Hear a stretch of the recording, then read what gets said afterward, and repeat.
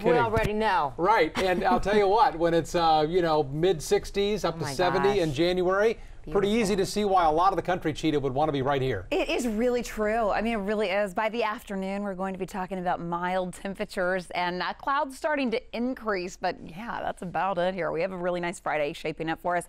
We've had a really nice work week as well. Temperatures this morning are kind of on the chilly side. We are running in the 30s and 40s this morning. So you want to grab the jacket, maybe in areas to the north, you could grab that coat this morning out the door. But what I'm tracking for you here, a cold morning, clouds will continue to build, mild 60s this afternoon.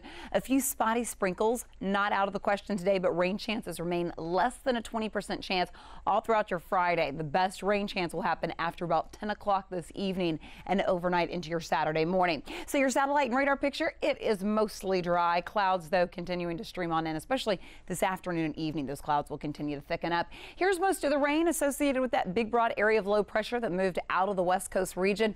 This is continuing to impact West Central Texas. We'll tap into some of this moisture by late this evening, overnight into early tomorrow morning. So you do not need to bring the umbrella with you here today. If you catch a stray shower, it's really going to be on the light side.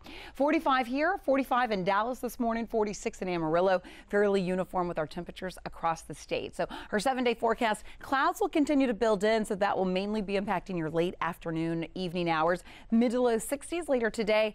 Overnight rain chances, but rain should be moving out by 10, 11 a.m. tomorrow morning, leaving us with a beautiful Saturday afternoon. Sunday through early next week, we stay dry, comfortably cool, and then we'll start to tap into some deep moisture here as we head into Thursday and Friday of next week. But otherwise, a seasonal week to look forward to and not a bad weekend in the forecast. Yeah, Cheetah, and once the rain clears,